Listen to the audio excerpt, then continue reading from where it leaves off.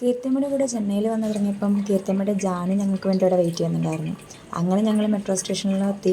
അവിടെ നിന്ന് ഞങ്ങൾ നേരെ ഞങ്ങളുടെ ഡെസ്റ്റിനേഷൻ നോക്കിപ്പോയി. അങ്ങനെ വീട്ടിലെത്തി 2 ദിവസം ഭയങ്കര രസമായിരുന്നു. ഞാൻ അവിടെ പെയിൻ്റടിയൊക്കെ അങ്ങ് ഏറ്റെടുത്തു.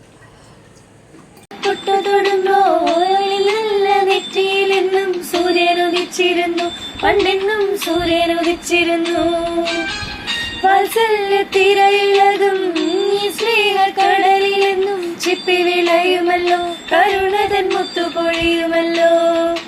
ഓണനിലാവല്ലേ അമ്മയെന്നും നന്മ മലരല്ലേ, ആരെ കണ്ടാലും അവരെല്ലാം അമ്മയ്ക്ക് കുഞ്ഞുങ്ങൾ.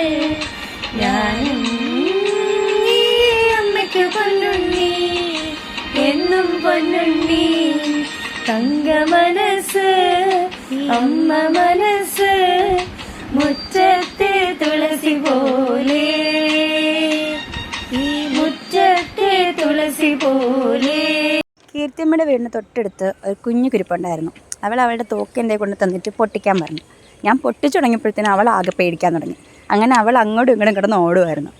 അങ്ങനെ എനിക്കതൊരു ഒരു എൻ്റർടൈൻമെൻ്റ് ആയപ്പോൾ ഞാൻ ആ തോക്ക് കൊടുത്തിട്ട് എല്ലാവരെയും പൊട്ടിച്ചുകൊണ്ടിരുന്നു. അങ്ങനെ ഞാൻ അമ്മയെ ഫോക്കസ് ചെയ്തു. അത് കഴിഞ്ഞിട്ട് ഞാൻ പിന്നെ എല്ലാം കഴിഞ്ഞ് അമ്മ പേടിച്ച് കഴിഞ്ഞപ്പോഴത്തേനും ഞാൻ ജസ്നോയെ ഫോക്കസ് ചെയ്ത് പിന്നെ ഞാൻ ഷൂട്ട് ചെയ്യാൻ തുടങ്ങി. പിന്നെ ജസ്നോ ആദ്യം കുറച്ച് പേടിച്ചെങ്കിലും പിന്നെ അവളങ്ങ് ഇരുന്ന് തന്നു. വേറെ നിവർത്തിയില്ലല്ലോ, അവൾക്ക് ഇരുന്ന് തന്നല്ലേ പറ്റുള്ളൂ, വേറെ എങ്ങോട്ട് പോവും. പിന്നെ ഞാൻ അവളെ നോക്കി കുറേ നേരം ഷൂട്ട് ചെയ്ത് ഞാൻ ഭയങ്കരമായിട്ടത് എൻജോയ് ചെയ്തു. എനിക്ക് പിന്നെ കൊച്ചു കുട്ടികളെ പറ്റിക്കാനും പേടിപ്പിക്കാനൊക്കെ ഒത്തിരി ഇഷ്ടമായതുകൊണ്ട് ഞാൻ ഒട്ടും വേണ്ടാന്ന് വെച്ചില്ല. ഞാൻ അതുപോലെ തന്നെ ചെയ്തു. കുഞ്ഞു കുരുപ്പിനെ ഞാൻ ഒത്തിരി അങ്ങ് പേടിപ്പിച്ചെന്നു.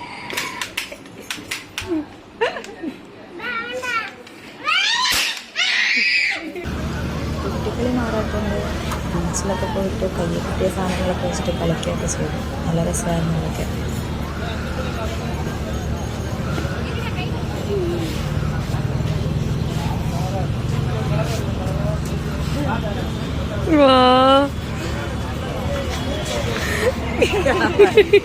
ചെന്നൈയിൽ നിന്ന് തിരിച്ച് കേരളത്തിലോട്ടുള്ള യാത്ര വളരെ കോമഡിയായിരുന്നു.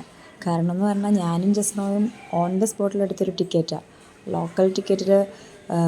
ലോക്കൽ കമ്പാർട്ട്മെൻറ്റിൽ ടിക്കറ്റ് എടുത്തിട്ട് ഞങ്ങൾ നേരെ പോയി സ്ലീപ്പറിലിരുന്നു.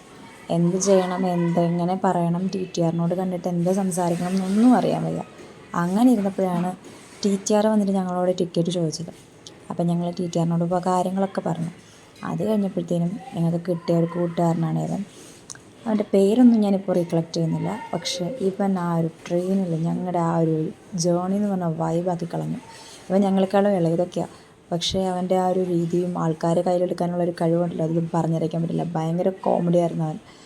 അവൻ്റെ സീറ്റിൽ ജസ്നോയും അവൻ്റെ കൂട്ടത്തിൽ വേറൊരു പയ്യനുണ്ടായിരുന്നു. അവനൊരു കൊട്ടാരക്കരക്കാരനാണ്. അവൻ്റെ സീറ്റിൽ ഞാനുമായിട്ട് അഡ്ജസ്റ്റ് ചെയ്ത് ഞങ്ങൾ അങ്ങനെ ആ ഒരു ജേർണി കംപ്ലീറ്റ് ചെയ്തു.